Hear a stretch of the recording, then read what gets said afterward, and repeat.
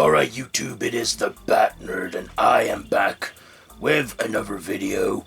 This time it is another review, and as I reviewed Batman Mask of the Phantasm last week, I thought I'd review the other the other movies in this like trilogy. So yeah, so today I am reviewing Batman and Mr. Freeze Subzero. Which is pretty ironic because I'm reviewing a Batman movie about the cold, and it's really hot for me. That's why I'm doing an audio video, because it's too hot for me to wear my mask, and it's just gonna be a total sweat fest if I put it on. Plus, I'm quite warm now, just sitting here doing this video, so yeah, it's audio, but still, I'm gonna do this review. So, this is a 1998 sequel to Batman Mask of the Phantasm, written by Boyd Kirkland and Randy Rogel, and produced by those two, and directed by Boyd Kirkland, starring Kevin Conroy, Micheal Ansara, Loren, Lester, Mary K. Bergman, George D'Souza or something, Bob Hastings, Robert Costanzo or whatever, and Efren Zimbalist Jr., something like that. I'm butchering the names here, so yeah, this is, as I've already told you, a made for a direct-to-video sequel where, where this movie follows, Mr. Freeze and Batman in this movie. So Mr. Freeze is, hiding out in the Arctic climate, where he continues his research to save his wife, Nora Freeze. And of course, his whole place gets boycotted when a submarine comes in and destroys his home. And then, of course, he has to move his research elsewhere at an oil rig, where he continues his research there in an abandoned oil rig, and he then requires the help of a person. He requires the help of, what's the guy's name? Hold on a minute. I'm just looking now for the guy who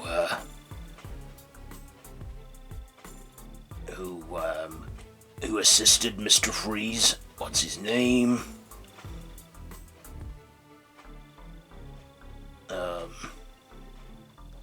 That's it.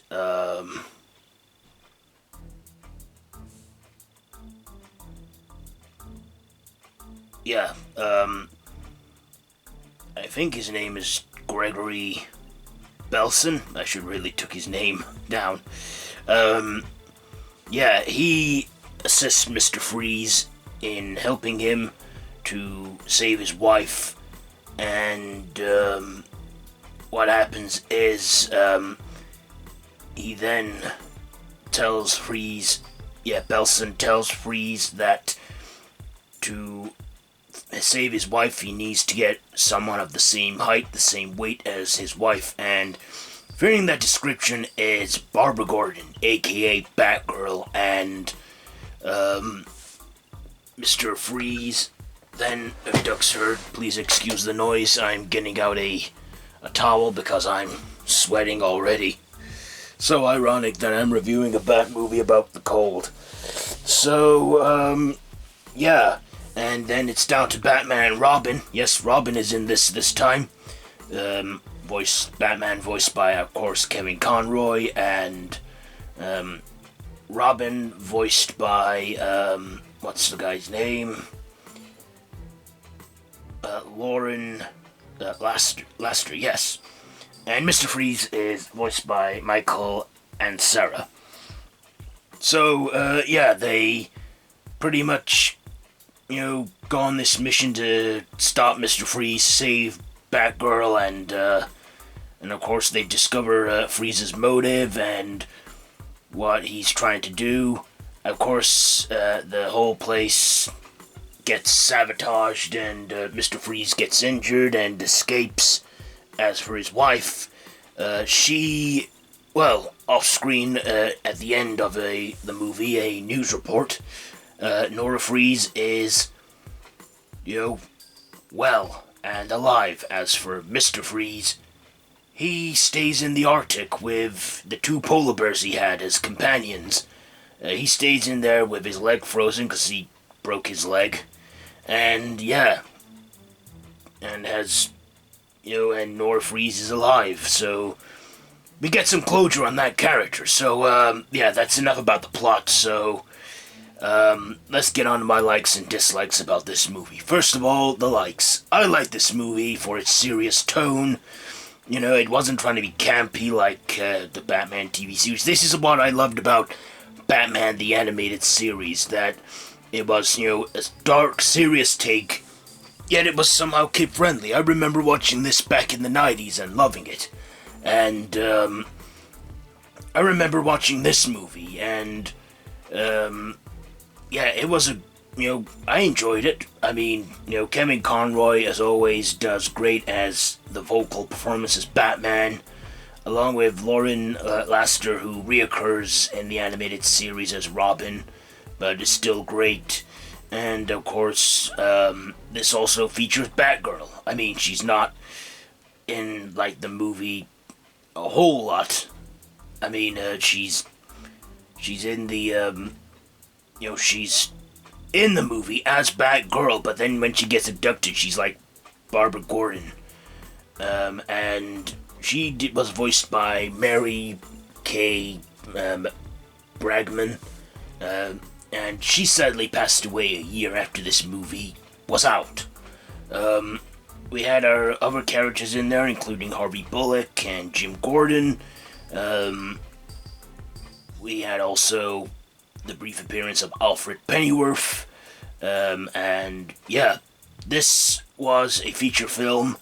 And this movie was 67 seconds long, 67 minutes long, and, they, again, like Mask of the Phantasm, that was about 76 minutes, they managed to cram a lot of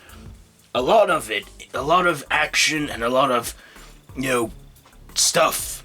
They managed to cram it very nicely into a movie that's not even 90 minutes long. I enjoyed that. I also loved the character of Mr. Freeze. Mr. Freeze, I've always found the character as a villain with a justifiable motive. All he wants to do is save his wife, and, because she had some illness, and he freezed her, and there was a lab accident, and he got caught in it all and became Mr. Freeze, and all he wanted to do was save his wife, and he got this thing where he prefers the cold. It's like he needs the cold to live. As us, we need warmth to live. He was voiced by Micheal Ansara, and he did a great job too playing the character, and Mr. Freeze, I get why he does what he does. He wants to save his wife at any cost, and I kind of believe that there is some good in the guy. I really do. Even in the 1997 Batman and Robin movie, which was poorly done and poorly received, I still get the motive from Mr. Freeze then, from Arnold Schwarzenegger. This was actually better than the 1997 Batman and Robin movie, and, Micheal Ansara is a lot better, Mr. Freeze than Arnold Schwarzenegger. I mean, I love Arnold Schwarzenegger, but sorry, I guess the role wasn't for you, really. I don't think the role was for anyone in Batman and Robin. That's gone down as one of the worst Batman movies ever made. But we're not talking about that now. We're talking about Batman and Mr. Freeze Subzero. So what else so my dislikes. You know what? Again, like I say in my Mask of the Phantasm review, I can't think of anything to dislike about this movie. It was just, just entertaining throughout. The animation was, great. I've always loved Batman the Animated Series. Yeah, this didn't have Mark Hamill as the Joker in it, but this was all about Mr. Freeze, and I feel like this was like a whole closure on the Mr. Freeze story arc in the animated series of Batman in the 90s. So, yeah, I can't think of anything to dislike about this movie. So, yeah, let's just get on to my final thoughts and ratings about this one. I thought Batman and Mr. Freeze Subzero was entertaining. It was pretty cool. No pun intended there. And, yeah, I enjoyed this movie. So, with all that being said, I'm going to give Batman and Mr. Freeze Subzero. I think I'll give this 4 Batarangs out of 5 because I did enjoy it. And I don't know if this has gone down as a cult favorite, but it's a favorite of mine. So yes, that is it for this movie review on Batman and Mr. Freeze Subzero. Have you seen this movie? Let me know down in the comments below. If you like this video, be sure to give it a big thumbs up. Be sure to share with your friends, and if you're new here, be sure to hit that subscribe button and hit that notification bell. I do videos where I am actually in person. I wear my Batman mask because, I'm the Bat Nerd, and, like I said, this video, me filming it right now, it's quite a hot weekend, and I don't want to sweat like, a pig in my mask. But hopefully next time I'll do a proper video, not just audio. So, yeah, that's pretty much it for this video. So until next time, Bat Nerd out. Bat it off.